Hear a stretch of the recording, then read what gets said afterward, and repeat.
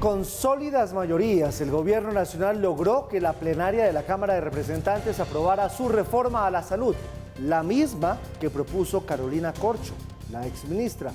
No obstante, la iniciativa deja varios interrogantes entre sectores políticos y sobre todo sectores económicos, especialmente por la falta del concepto de viabilidad fiscal.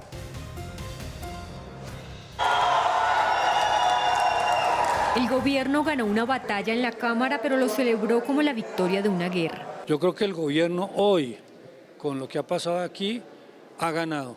Este es un triunfo de Gustavo Petro. Y es que después de 10 meses, el proyecto que radicó la exministra Carolina Corcho superó su trámite en la Cámara Baja. La Cámara hizo un profundo, largo y fructífero debate sobre la reforma a la salud. Felicito a sus integrantes por aprobarla. Volver a garantizar derechos universales es el verdadero camino hacia la paz. Y no fue por un margen estrecho, sino con sólidas mayorías. En el fondo había más de 125, 126 congresistas que nos ayudaron a sacar esta reforma. Los derrotados fueron la oposición y algunos congresistas independientes que alertaron sobre lo que para ellos es la inconveniencia de este nuevo modelo de salud. Esto no es una reforma centrada en el paciente, sino en quien maneja la chequera.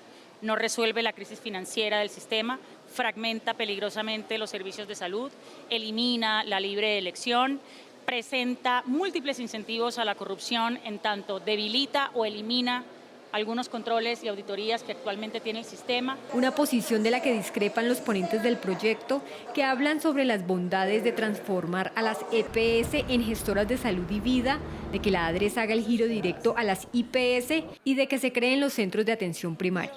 Dice claramente en el artículo 9 que los centros de atención primaria podrán ser mixtos, privados o públicos, así que quien siga preguntando por eso es porque no lee. Yo le diría a la gente, lean, no sean como JP, ahí está la información y avancemos. Y aunque no se sabe cuánto costará la reforma a la salud, aseguran que los escenarios de factibilidad fiscal proyectados por el Ministerio de Hacienda supuestamente reducirían los costos del sistema. En materia de atención de mediana a alta complejidad, podríamos pasar de 65.9 billones de pesos a 86 billones de pesos con reforma.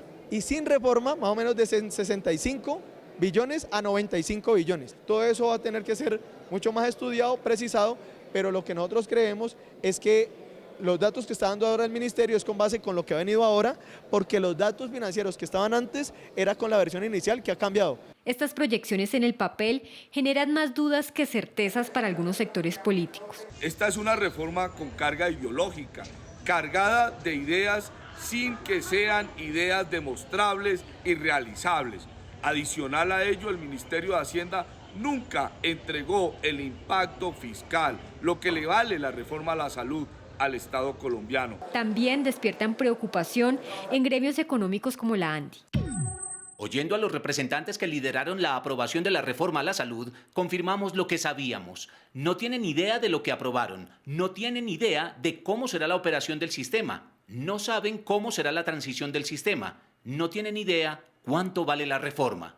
Otro de los misterios que dejó el debate fue por qué se borraron las líneas que tenían los partidos Liberal y la U sobre la reforma. El gobierno logró aprobar este inconveniente improvisado proyecto gracias principalmente al Partido Liberal y al Partido de la U, pero si ustedes se dan cuenta en los debates, realmente ellos no defendían su voto. Efectivamente, se desdibujaron esas líneas y lamentablemente quienes van a pagar las consecuencias van a ser los colombianos y en particular aquellas personas de menos recursos y quienes sufren enfermedades huérfanas o enfermedades crónicas. Cada miembro del partido es responsable de sus actos. Nosotros en bancada, varios senadores y representantes advertimos nuestra posición en contra de la misma. Quienes tomaron la decisión de votarla de manera positiva tienen que enfrentar la responsabilidad de sus actos frente a la opinión pública y frente a sus electores. El proyecto pasará ahora a manos del Senado de la República, que si le da luz verde tendrá su última prueba de fuego ante la Corte Constitucional. Pues ahí pasó, lo dijimos la semana pasada que esa reforma estaba vivita y coleando y pasó. Y es un triunfo del presidente de la República, es un triunfo del gobierno y queda para la historia, Paula, los partidos Liberal y el partido de la U que le dieron el aval a la reforma a la salud de Gustavo Petro en el primer round. porque el segundo round será en la Cámara Alta, es decir, en el Senado. ¿Cómo está el ambiente en el Senado? Pues todo el mundo se hace esa pregunta porque sí, la pelota ahora pasa al Senado en un debate que va a empezar en febrero, aproximadamente ya entonces en 12 meses, pero no se puede pronosticar mucho todavía. ¿Por qué? Porque las sumas y restas quedan un poco parejas cuando se habla de los que están a favor y los que estarían en contra. Y en la mitad están los que dicen que tienen reparos y los que dicen que quieren primero estudiar el texto para tomar una postura y una decisión. A 2 meses de que inicie el pulso en el Senado, el gobierno ya empieza a sacar la calculadora para conocer cómo están las cargas en la Comisión Séptima, donde llegará la reforma a la salud. Así están los cálculos. A favor de la reforma, Marta Peralta, Piedad Córdoba, Wilson Arias, Berenice Bedoya y Omar de Jesús Restrepo. En contra del proyecto estarían Honorio Enríquez, Alirio Barrera, Nadia Blel y José Alfredo Marín. Con reparos al articulado estarían los congresistas Miguel Ángel Pinto, Norma Hurtado y Fabián Díaz.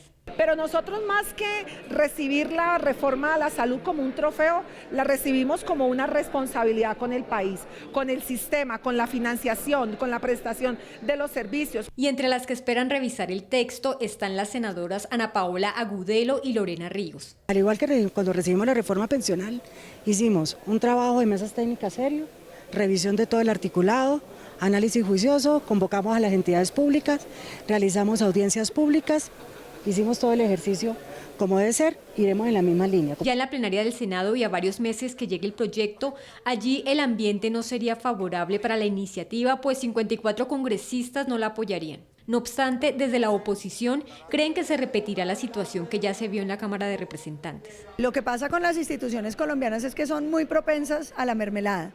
Y en este trámite de la reforma a la salud, que la deberíamos llamar la reforma de la diabetes, porque le han dado de todo a los congresistas que la votan, desde entidades, contratos, puestos. Estas son cuentas preliminares y a partir de este ambiente el gobierno empezará a moverse para no dejar hundir una de sus promesas de campaña. Sobre esas cuentas yo sí tengo reparos, Mauricio, Paula, porque es que hace 3 semanas las cuentas decían que esa reforma no pasaba en la Cámara porque los liberales, porque la U y porque los conservadores decían que no. Pues los voltearon, los convencieron, llámelo como quiera, pero los liberales, la U, algunos conservadores le dieron el sí.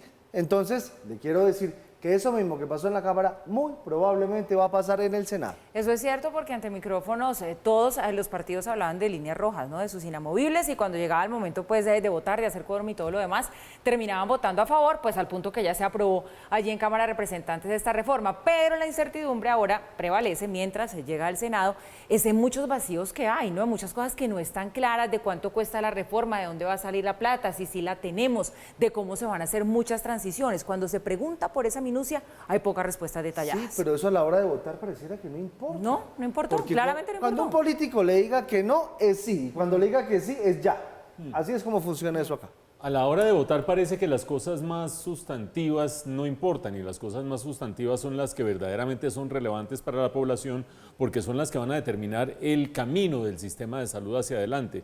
Y digo que no importa porque ustedes han visto las notas, hay un factor común en los comentarios de todo el mundo, desde los partidarios del gobierno hasta la oposición, pasando por los puntos intermedios y las plazas intermedias, y es que no se sabe cuánto va a costar esta reforma. De hecho, no tiene aval fiscal. Acuérdense ustedes que el aval fiscal es esa autorización, digamos, o ese documento base que da el Ministerio de Hacienda cuando hay un proyecto de ley de este estilo que tiene un impacto fiscal. Entonces el Ministerio de Hacienda lo cuantifica. Estábamos diciendo hace apenas 10 días que no hay documento de aval fiscal, lo que hay es una serie de escenarios acerca de qué puede resultar de la reforma en términos económicos, con base en 2 elementos. El primero, los beneficios económicos de la reforma se originan en gran medida en algo que todavía es incierto, y es si la medicina preventiva va a lograr bajar los índices de incidencia de las enfermedades que están aquejando en este momento al sistema de salud. Nadie sabe si ese sistema preventivo verdaderamente va a funcionar. Ni siquiera se sabe cuántos CAPS, esos centros de atención prioritaria, que son los primeros en recibir a la población en la medicina preventiva, ni siquiera se sabe cuántos CAPS va a haber, ni siquiera se sabe cómo van a estar conformados los CAPS, mucho menos se va a saber qué incidencia tienen sobre los costos de la salud. Los beneficios, signo de interrogación. Y los costos, signo de interrogación también, porque resulta que a diferencia del sistema que tenemos hoy en día, que tiene unos incentivos en la franja del aseguramiento, en la franja de las EPS, para que no se disparen los gastos, en el nuevo sistema no habría nada que controlar a los gastos. Ustedes han visto a las IPS, a las clínicas y hospitales en la reforma, pasan 100% de los gastos y resulta que solo les auditan el 15%, el 85% restante se pagan directamente. Mejor dicho, no hay freno al gasto. Con un gasto que es una incógnita, pero con muchos incentivos a aumentar y unos beneficios totalmente inciertos que dependen de una medicina preventiva que no está adecuadamente definida ni precisada en el proyecto de reforma, pues qué números iban a salir de allí. Giovanni dice, pues los debates se dan un poco en el aire y no se discute lo que es necesario, etcétera, etcétera. Ni siquiera se sabe la efectividad de la reforma ni cuánto va a costar. Por eso, con todo el respeto que me merece el presidente de la República, me parece un poquito exagerado ese mensaje que dice que la Cámara dio un debate profundo, largo y fructífero. Tan profundo que ni siquiera saben cuánto cuesta la reforma, tan profundo que ni siquiera tiene aval fiscal, tan profundo que sigue haciendo su camino hacia el Senado sin conocer exactamente qué significa para el bolsillo de los colombianos. Hoy, mañana y pasado mañana, cuando la sostenibilidad fiscal empieza a tambalear como una gelatina. Habrá que ver. Le tengo otra noticia de la salud y lo acaba de decir el ministro de la Salud. Vuelve otra vez a arremeter contra las unidades de cuidado intensivo durante la pandemia. Esto fue lo que dijo.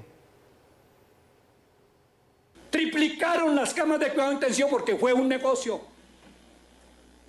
Era para salvar la gente, pero el negocio estaba ahí oculto. Porque así no estuviera llena la cama, le pagaban. Ningún país del mundo tuvo que ampliar las unidades de cuidado intensivo como las ampliamos aquí. Ninguno pusimos unidades de cuidado intensivo en sitios en donde yo nunca me hubiera dejado entubar. ¿Será? En una pandemia global no era necesario ampliar las unidades de cuidado intensivo. Pues, la sociedad en su momento, incluso los críticos del presidente de la República en su momento decían hay que ampliar las unidades de cuidado intensivo porque era una pandemia, era incierto. Pues le han refutado muy duramente estas palabras al ministro personas que saben mucho del tema. Por ejemplo, el doctor Andrés Vecino, que es investigador del Instituto Johns Hopkins, le contestó a través de X y le dice, un momentico, no las triplicamos, las duplicamos, y no lo hizo solamente Colombia, lo hizo el mundo entero, y Colombia lo hizo porque tenía la capacidad y además la necesidad, que si no hubiese sido así, muchas personas habrían muerto. Conozco muchas personas que se salvaron gracias a las unidades de cuidado intensivo. Claro, y no solamente son puntos de vista del área científica, de los científicos como el doctor Andrés Vecino, también de las figuras que analizan, formulan y critican la política pública. Tengo aquí un tuit de un eximio senador de la República en marzo del 2020, recién estaba empezando la pandemia, que dice, Colombia tiene 5.000 UCIs, pero ya están copadas. El aumento de las camas hospitalarias es prioritario y eso vale plata. Lo dice un congresista de la República, que se llama Gustavo Petro, que hoy es presidente de la República, jefe del ministro, que dice que todo este tratamiento con las UCI se hizo por hacer negocio. Creo yo que si el ministro cree que aquí hubo corrupción y hubo algún tipo de negocio, debería poner la denuncia, porque pues evidentemente cualquier persona que sepa de un delito tiene que poner la denuncia ante la Fiscalía. Si esto se hizo por negocio de las EPS o por negocio de alguien, algún intermediario, que ponga la denuncia y que lleve de pronto de testigo a su jefe, que es el presidente de la República, que decía en su momento que se necesitaba ampliar urgentemente la capacidad hospitalaria y que las UCIs eran insuficientes. Buenísimo para que alguien lo analice. Seguimos. El ELN dice que ellos no secuestran, que ellos retienen, Paula. ¿Cómo es la cosa? Pues esta fue la manera con la cual recibieron a Oti Patiño, que ya hoy oficialmente pues empezó a ser ese alto comisionado para la paz de Colombia, y publican este trino descarado, quizá no tiene otro calificativo, el ELN, donde justifican el secuestro y además con eufemismo, sí, hablan de retenciones para no llamarlo secuestro. Les contesta Oti Patiño diciéndoles que toda persona que sea privada de su libertad está secuestrada. Hoy el máximo cabecilla del ELN, Antonio García, volvió a decir desde su cuenta de X que esa guerrilla no hace secuestros, como lo mencionó en la entrevista de hace una semana en Red Más Noticias. El ELN no hace secuestros. Hay diferentes acciones de privación de la libertad, pero son diferentes. Prisioneros, rehenes, retenidos, secuestrados y desaparecidos. El ELN solo hace prisioneros y retenidos. En su primer pronunciamiento como alto comisionado para la paz, Oti Patiño le respondió de manera enfática al cabecilla del ELN, Antonio García, asegurando que una persona que es retenida contra su voluntad es un secuestrado. Es una discusión que yo la trasladaría hacia ellos, es una discusión semántica, porque de todas maneras nosotros no nos vamos a meter en esa discusión. Una persona que es retenida contra su voluntad podrá obtener algún beneficio económico, pues es un secuestrado, punto. Consultamos en el diccionario de la Real Academia Española de la Lengua las 3 palabras. Prisionero aparece con 2 acepciones: militar u otra persona que en campaña cae en poder del enemigo, persona que está presa generalmente por causas que no son delito. Retenido, impedir que algo o alguien salga, se mueva o desaparezca. Secuestrar, retener indebidamente a una persona para exigir dinero por su rescate o para otros fines. Pero además el alto comisionado le cerró la puerta a otro de los pronunciamientos del máximo cabecilla, quien también dijo que el grupo armado debería ser financiado con recursos internacionales. La comunidad internacional, mientras ellos permanezcan en armas y sin una decisión de poner fin al conflicto, no van a dar un solo centavo. El alto comisionado también exigió al ELN que revele la lista de secuestrados en su poder y anticipó que se debe avanzar en buscar un nuevo jefe negociador. Creo que lo primero que tendría que hacer el ELN es mostrar qué secuestrados tiene. Mucho más factible llegar a un acuerdo para, así como se hizo con el señor Luis Manuel Díaz, de procurar una liberación en el menor tiempo posible. Sobre el proceso de las disidencias de alias Iván Mordisco, dijo el comisionado que la principal discusión es el lugar exacto de las conversaciones, que serían en Colombia, pero advirtió que debe ser un lugar discreto y en el que no se puedan hacer exhibiciones de poder de ninguna parte. Pues es muy sencillo, los que están en este momento secuestrados por el ELN están secuestrados, no están ni retenidos, ni nada de eso, se llama secuestros. Hay más secuestrados en Colombia que en la Franja de Gaza, solo para recordarle. La diferencia es que aquí en Colombia permanecen secuestrados hasta 12, 13, 15 años, como Ingrid Betancourt. Sí.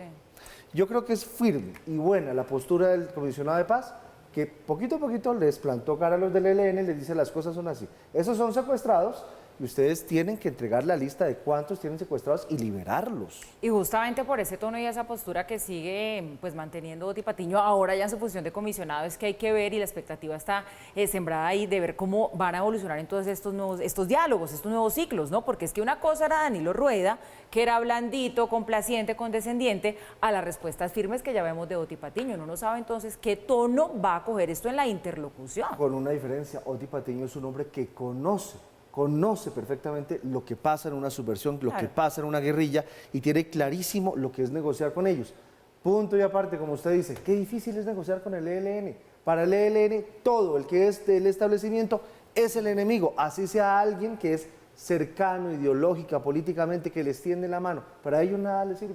Habrá que ver si la nueva posición, o la posición más bien del nuevo comisionado de paz, Oti Patiño, se logra proyectar en la mesa de negociación, y para eso tenemos que ver los resultados de este nuevo ciclo de negociación que se está adelantando desde hace un par de días en México, porque allí el tema central y además la piedra en el camino que hizo que se demorara la instalación de esa mesa de negociación fue justamente la apreciación diversa sobre el secuestro entre el ELN y la delegación del gobierno. Entonces esta posición tan firme de Oti Patiño debería reflejarse en esa mesa y ver qué resulta de este ciclo de negociaciones. Hasta que no lo conozcamos, no sabremos si esta posición vertical es verdaderamente una novedad o es sencillamente más retórica. Pero un par de observaciones sobre la posición de Antonio García y del ELN, cuando dice: nosotros no secuestramos, nosotros o retenemos o tomamos prisioneros. Vamos por partes. En primer lugar, eso de tomar prisioneros, lo decía Fabiane al leer la acepción de la Real Academia, pero también lo dicen los expertos en estas cuestiones de la guerra y el derecho de la guerra, etcétera, etcétera. Se toman prisioneros de la contraparte militar. no se toman prisioneros de la población civil. Es más, atacar a la población civil va en contra del derecho internacional humanitario. Si se está hablando de confrontación y de las dos partes y en algún momento el ELN aspira a tener estatus de beligerancia, su contraparte es la fuerza pública y por lo tanto cualquier persona de la población civil que sea retenida no es prisionero porque no es una contraparte militar, es secuestrado. Pero vámonos a lo segundo, a esa diferencia entre secuestro y retención. Ya esta discusión la habíamos tenido en el contexto de la JEP, cuando la JEP en uno de sus capítulos, en uno de sus grandes capítulos de investigación, hablaba de retenciones por parte de las FARC en su momento y no de secuestros, y eso indignó a la opinión pública. La posición de la JEP decía, nosotros no podemos prejuzgar una conducta, hablaremos de retención hasta que haya un fallo judicial que declare que esos son verdaderamente secuestros. Aquí alguien podría argumentar lo mismo, que no se puede hablar de secuestro mientras no haya un fallo judicial, entonces son retenciones. Pero hay un matiz que es más importante y que nos devuelve a la discusión del derecho internacional humanitario. Quizás el ELN insiste tanto en que no tiene secuestrados, sino solamente retenidos, porque el secuestro es prohibido por el derecho internacional humanitario. Y tarde o temprano, más temprano que tarde porque ya está en los protocolos del cese al fuego, el derecho internacional humanitario le va a regular el caminado a estas conversaciones entre el gobierno y el ELN. Y en ese momento, la diferencia entre retención y secuestro va a ser fundamental para saber si está respetando las reglas del juego. Por ahora, no está respetando los protocolos que se acordaron al cese al fuego y, sin embargo, allá están sentados conversando. ¿Ustedes se acuerdan en el municipio del Plateado de donde fue expulsado el Ejército Nacional por parte de personal civil presionado, dicen las autoridades, por las disidencias de las FARC? Recuerdan que el ministro de la Defensa hace apenas 24 horas confirmó que el ejército, que no tiene vocación de permanencia en las ciudades, no tenía por qué estar allá, en ese pueblo, sino en las afueras. Bueno, hoy el propio director de la policía confirmó que la policía tampoco está en el Plateado y explicó las razones por las cuales la policía tampoco puede hacer presencia en ese municipio. La ausencia de fuerza pública en el corregimiento del Plateado continúa siendo un tema de controversia. En las últimas horas, el director de la policía, general William René Salamanca, admitió que en esa zona del Cauca no hay un solo agente de policía. Según el alto oficial, la razón es que no existen las garantías para trasladar uniformados a esa zona del país. Hoy en día, por las calles del Plateado, solo patrullan guerrilleros de la columna Dagoberto Ramos de las disidencias de las FARC. Es un lugar donde no hay suficiente oferta hotelera para albergar nuestro personal.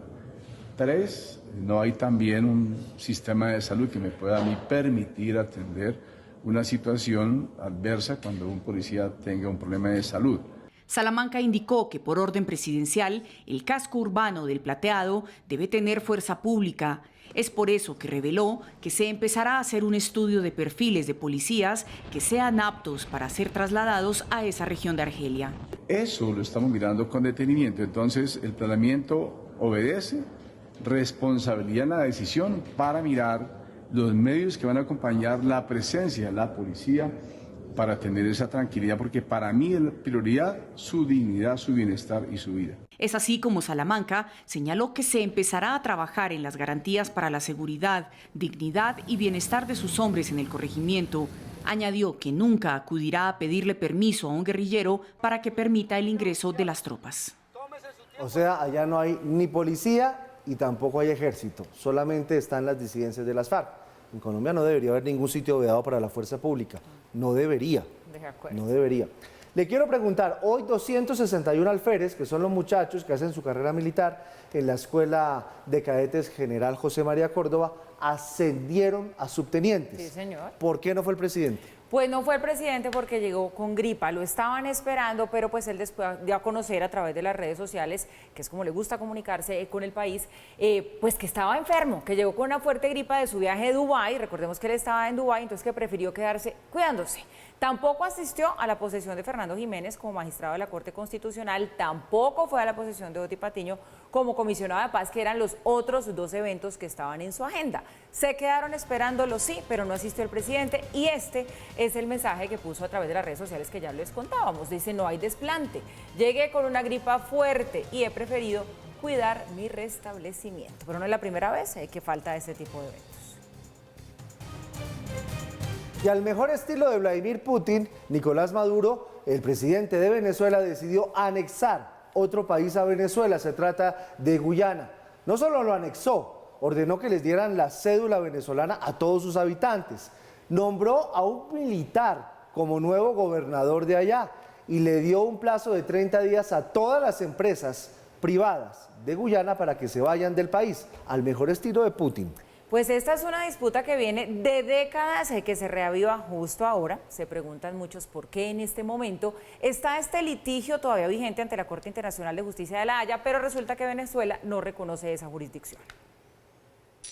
Son 160.000 kilómetros cuadrados compuestos de enormes yacimientos de petróleo los que tienen en disputa a Venezuela y Guyana, luego que el presidente Nicolás Maduro anunciara un plan de acción para apoderarse de este territorio, creando un nuevo estado que fue incluido en el mapa del país vecino y otorgando licencias para que PDVSA inicie con la explotación y exploración de petróleo. De manera inmediata procedan a crear la división PDVSA Esequibo y CBG Esequibo y de inmediato procedamos a conceder las licencias operativas para la exploración y explotación de petróleo, gas y minas en todo el área de nuestra Guayana Esequiba.